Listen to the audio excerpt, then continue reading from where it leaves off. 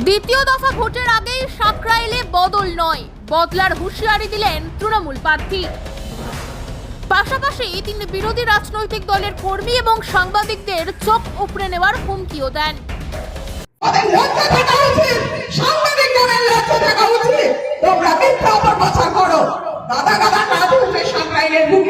সকলে জানে তোমরা চোখে কাজ দেখতে পাও না। নাজমানি বলছিল সিপিএম এর চোখ অপারেশন করার কথা, আমি বলছি অপারেশন না, এইসব সাংবাদিকদের এইরকম সিপিএম দের অপারেশন করে চোখ তুলে নেওয়া কি বিশাল হনু হয়ে গেলাম।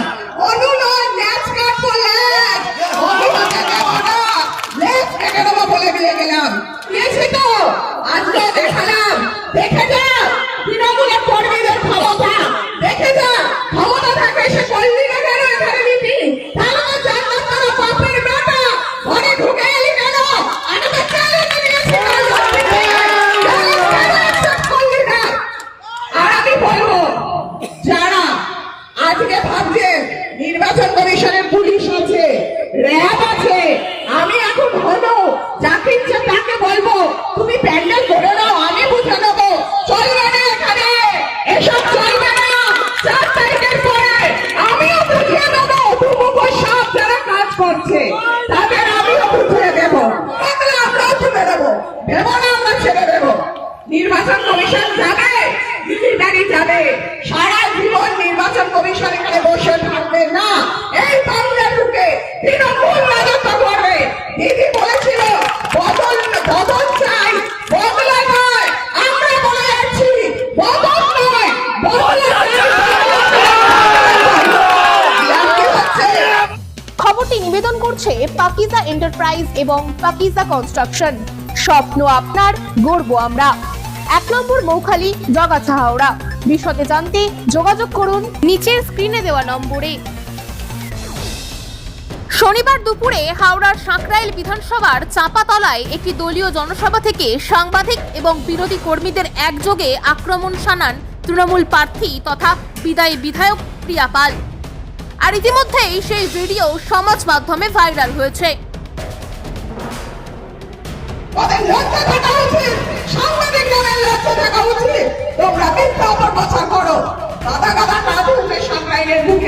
সকলে জানে তোমরা চোখে কাজ দেখতে পাও না।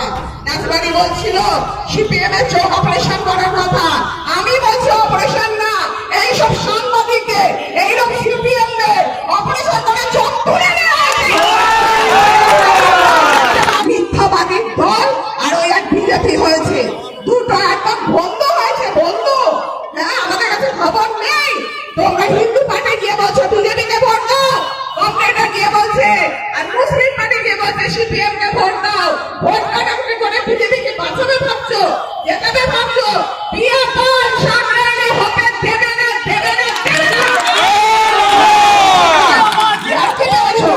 যারা আজকে ভাবছে নির্বাচন কমিশনের পুলিশ আছে, র্যাব আছে, আমি এখন হলো যাকে ইচ্ছে তাকে বলবো তুমি প্যান্ডেল করে নাও, আমি বুঝে নেবো, চলবে না এখানে, এসব চলবে না। 4 তারিখের পরে আমিও বুঝিয়ে দেবো, দুমুখো সব যারা কাজ করছে তাদের। শুধু তাই নয়, আগামী 4 মে ফল ঘোষণার পর বিরোধী কর্মীদের বাড়ি থেকে টেনে বের করে বেধড়ক মারধর করার হুঁশিয়ারিও দেন তৃণমূল প্রার্থী। ভেবো না আমরা ছেড়ে দেবো, নির্বাচন কমিশন যাবে, মিলিটারি যাবে, সারা জীবন নির্বাচন কমিশন এখানে বসে থাকবে না। এই বাংলা ঢুকে তৃণমূল রাজত্ব করবে। দিদি বলেছিল বদল বদল চাই, বদলা নয়, আমরা বলে যাচ্ছি বদল নয়, বদলা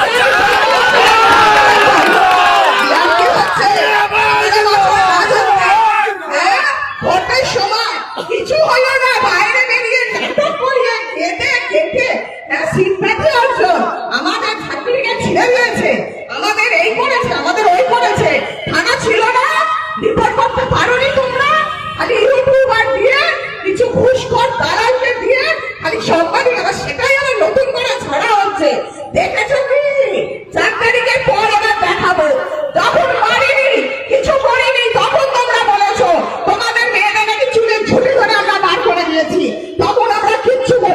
কিন্তু 4 তারিখের পরে আমাদের কেউ রুখতে পারবে না।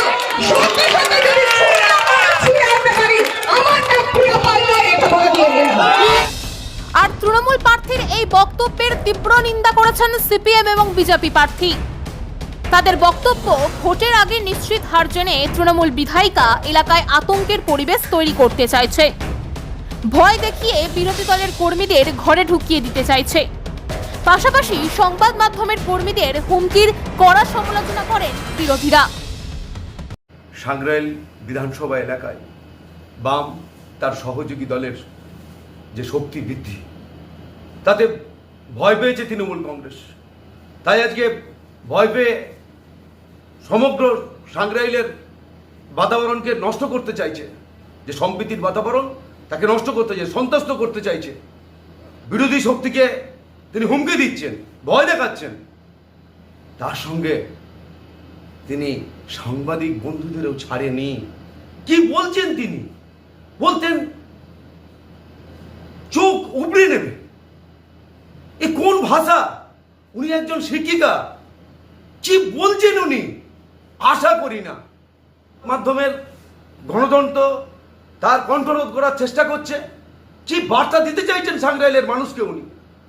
ম্যাডাম ভয় পেয়েছেন, তাই ওনাকে বলবো একটু এই প্রখর গরমে মাথা ঠান্ডা রাখুন, একটু ডাব লস্যি খান। আমার মনে হয় ওনার মেন্টাল কোনো পরিস্থিতি তৈরি হয়েছে, ওনার মেন্টাল চিকিৎসা করা উচিত, ওনার ডাক্তার দেখানো উচিত। হাজি এসটি উনি বলেন হাজি এসটি আমি উন্নয়ন করেছি। আমার মনে হয় হাজি এসটিতে গিয়ে ওনার মেন্টাল ট্রিটমেন্ট করানো উচিত আছে। আর ধরনের কথাবার্তাগুলো বলে যাচ্ছেন সেটা অনৈতিক। এমনকি গণতন্ত্রের যে চতুর্থ স্তম্ভ মিডিয়া বলা হয়, সেই মিডিয়াকেও উনি কিন্তু আজকে সকালে ছাড়েননি। তাদেরকে বলেছেন যে চোখ উবড়ে নেব। এই রকম কথাবার্তা একটা বিধায়িকার কাছ থেকে আমার মনে হয় কেউ আশা করে না। মানুষ এখন চাইছে পরিবর্তন, সেটাতে উনি ভয় পেয়েছেন, আতঙ্কিত হয়েছেন। তার জন্য উনি কিন্তু এইভাবে আতঙ্কিত কথাবার্তা বলে বেড়াচ্ছেন, যেটা অনৈতিক, নির্বাচন বিধি লঙ্ঘন করা। তাই আমরা এর বিরুদ্ধে আমরা নির্বাচন কমিশনের কাছে এর বিরুদ্ধে আমরা স্টেপ নেব। এটাই আমাদের সিদ্ধান্ত। বিয়ে হোক বা পার্টি, যে কোনো সামাজিক অনুষ্ঠান হোক, রাজকীয়, মাত্র 30,000 টাকায় বুক করুন শীততাপ নিয়ন্ত্রিত ব্যাংকুয়েট।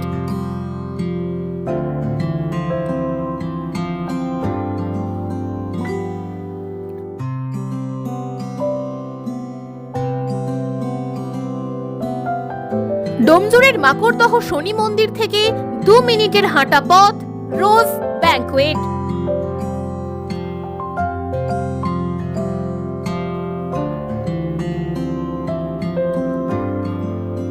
পার্কিং, সিকিউরিটি এবং অন্যান্য সুযোগ সুবিধাও পাচ্ছেন আমাদের প্যাকেজে।